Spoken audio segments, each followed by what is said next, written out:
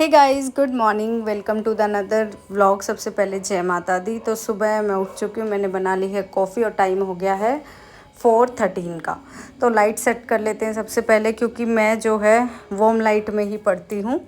White light आपके लिए इतनी ठीक नहीं रहती है, इसलिए मैं वार्म लाइट में ही पढ़ती हूँ। तो सबसे पहले मैंने कॉफ़ी बना ली है और आज मैं जल्दी उठते ही सीधा पढ़ाई पे क्यों बैठी हूँ, उसका रीज़न मैं आपको बताती हूँ कि जब भी मेरे बैकलॉग्स बचे होते हैं तो मुझे वो क्लियर करने होते हैं। उसके लिए मुझे इतनी अच्छे से नींद भी नहीं आती है, तो मुझे सबसे पहले यही रहता है कि ये क्लियर हो जाए बस।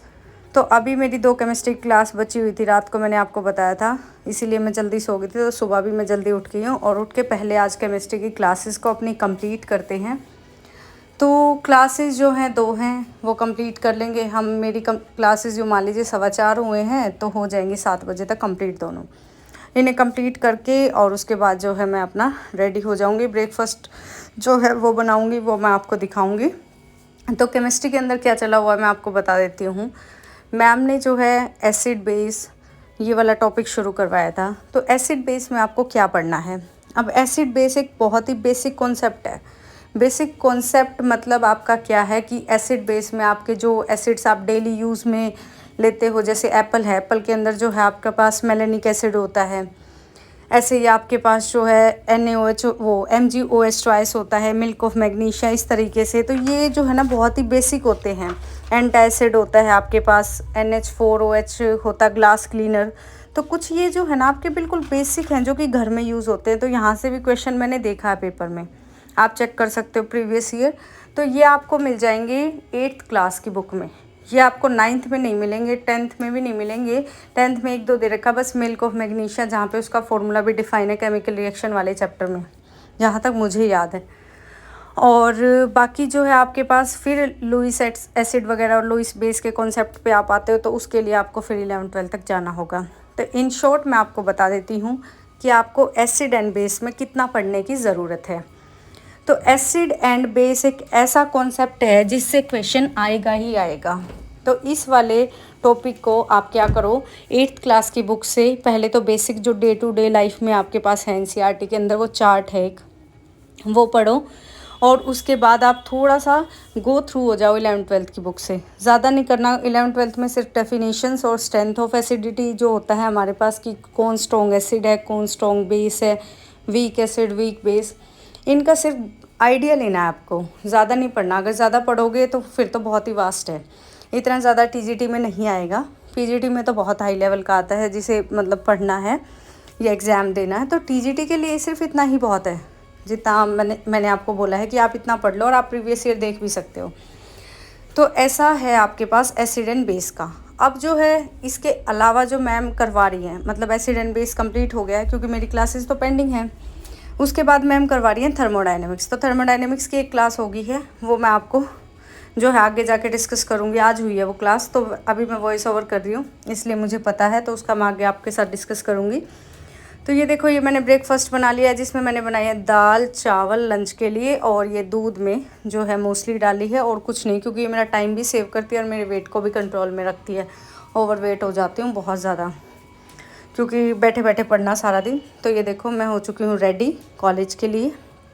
तो चलते हैं कॉलेज, बाय बाय।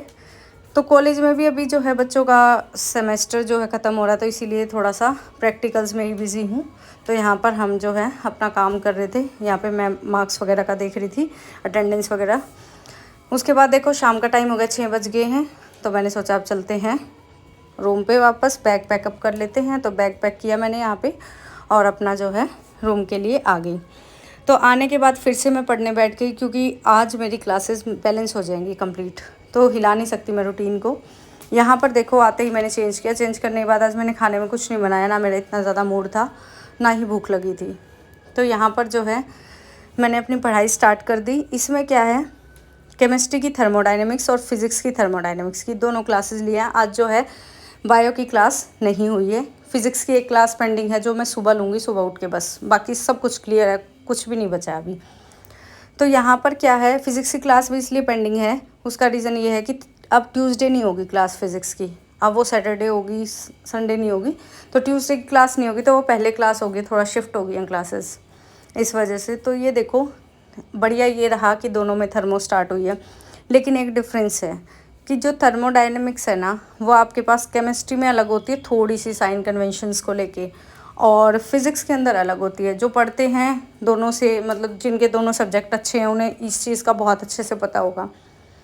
और उसका रीज़न भी मैं आपको बता देती हूँ क्या है, कि जो थर्मोडायनेमिक्स होती है ना, वो आपके पास केमिस्ट्री वाली सिर्फ़ और सिर्फ आपके पास सिस्टम पे वर्क करती है। फिज़िक्स वाली जो होती है वो सराउंडिंग पे वर्क करती है। तो इसी वजह से जो है ना, दोनों के साइन कन्वेंशंस में डिफरेंस आता है। वैसे थर्मो सेम है, हीट का एक्सचेंज ही स्टडी करती है।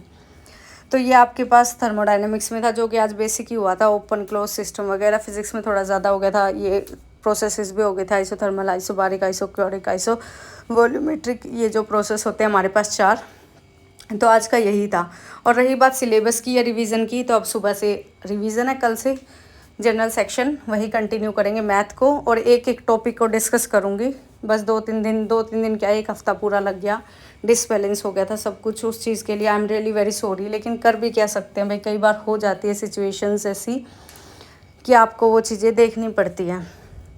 लेकिन अब मैं बिल्कुल ठीक हूँ, सब कुछ बढ़िया है, सब बैलेंस हो गया है, सब बैकलॉग्स क्लियर हैं। सुबह उठ के फ़िज़िक्स की एक क्लास लेंगे, वो भी इसलिए मैंने छोड़ दिया कि टाइम पे सो जाते हैं, और सुबह उठ के एक क्लास तो मेरे को लेनी ही है। कल से तो बायो की क्लास हो ही जाएंगी। आज क्लास नहीं हुई थी बायो की, वो सर कहीं गए हुए हैं आई थिंक, तो इस वजह से नहीं हुई थी। तो मैंने सोचा सुबह फ़िज़िक्स की कर लेंगे क्लास, और उसके बाद अपना जनरल सेक्शन डेली का जो हमने रखा है। तो सुबह भी 4 बजे उठने की पूरी कोशिश रहेगी।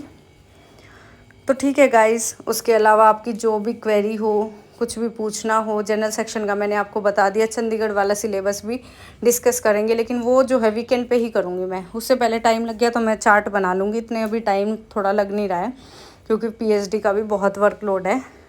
तो ये सब चल रहा है अभी बहुत ही 2024 ऐसा चल रहा है, मतलब प्रेशर, और साथ में आप समझ भी सकते हो जॉब के साथ बहुत वो होता है। लेकिन मैं मैनेज कर लेती हूँ, मुझे दिक्कत नहीं होती।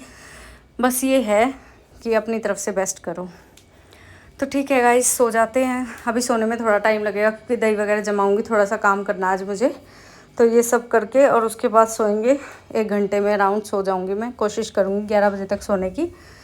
Bye bye, good night, take care, all the best for your preparation.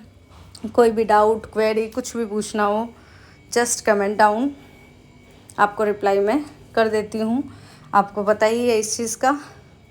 Thank you for watching the vlog. मिलते हैं कल फिर से, बाय बाय।